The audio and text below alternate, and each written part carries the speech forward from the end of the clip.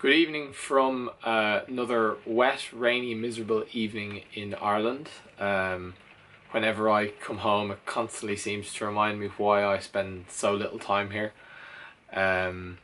Today my energy was pretty good again. Still not feeling any hunger unless there's people cooking around the house and it smells good. I got some dry needling done for my knee today, so I was a bit whacked after that, but it seems to be on the mend, which is good. And I also had some kind of gas stuff going on, which I haven't had any food for 5 days now, so one can only assume that's the body starting to kind of work on clearing out some older stuff that's been built up in there, which is a bit graphic but also pretty good. So today's topic is a pretty big one. It's on the great lymphatic system, which is one of the two major fluids in the body. So you've got the blood, which makes up about 25% of your bodily fluids, and that is what takes the nutrients to the cells and feeds them. And then the lymphatic system, which is the other 75%, is what takes the cellular waste byproducts and cleans it out through the kidneys out of the body. So in the same way that you put petrol in your car, it generates energy and you've got exhaust fumes as a byproduct, or you eat food and you get energy from the food and the digestion, and then you have an elimination process. The same happens with every cell in your body. You take in food, it takes in nutrients, creates cell energy, and then eliminates it out through the lymphatic system, through the kidneys and out of your body. And you actually see evidence of this more often than you'd think. So when you wake up and you got yellow stuff in your eyes in the morning, or you've got blocked ears, you've got a runny nose, you're coughing up mucus, this is all evidence of the body eliminating through the lymphatic system and the lymphatic fluid. So unlike the blood, the lymphatic system doesn't have a specific pump like the heart to move around the body. It relies more on body movement, changes in heat and temperature, and stimulation to actually keep moving. So it's a much slower moving fluid. And I'm actually going to do another video in a day or two on how to get your lymphatic system moving, ways to do it, or you can Google it as well.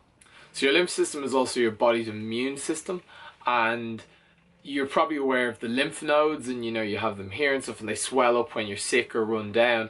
And these are basically like little cooling tanks along the path of the lymphatic flow, that when acids are transported through the body, they come into the lymph nodes, and there's microbacteria there which neutralize the acids and make them more alkaline. So you might have something that with a pH of 4 acidity in the body, and it'll go through the lymph nodes and it will come out as a 6, we'll say. So when you urinate that out, you're not down on your knees kind of screaming in agony.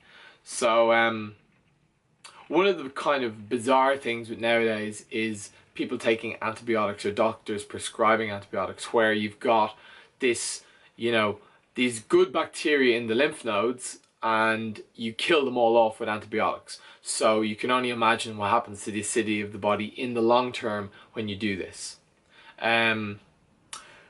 Another not well known fact is your tonsils and your appendix are also just very large lymph nodes. So let's take a case of a teenager who has is quite acidic, maybe probably from a lot of dairy, and his tonsils are inflamed, and the doctor goes, all right, well, we're just going to cut your tonsils out because you don't need them anyway, without understanding what the tonsils are or what their purpose is in the elimination of waste in the body.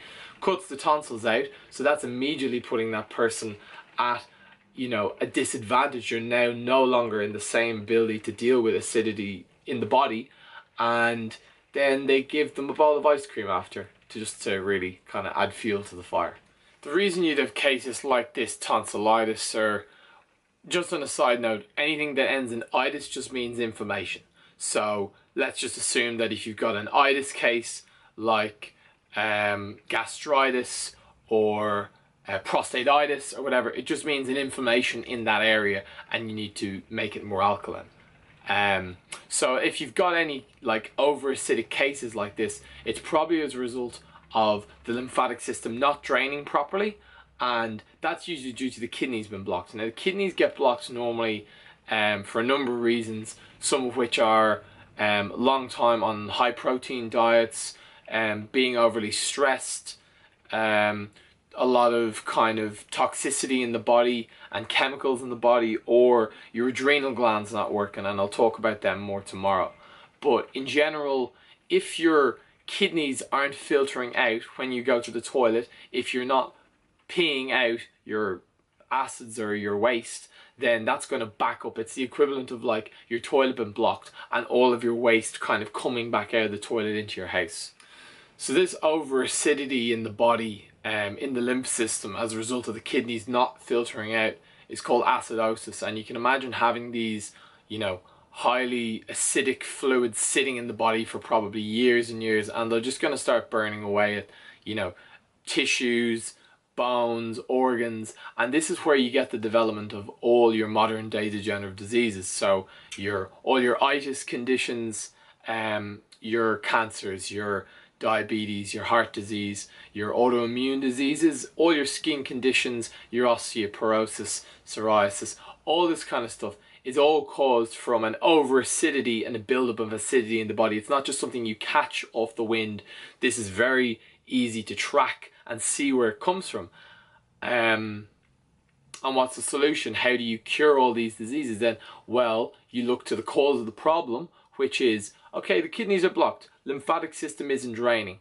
You get the kidneys moving, the lymph system starts to drain again, the body becomes alkaline again, and all is well. So yeah, tomorrow I'm going to chat about how to get your kidneys moving. I'll see you then.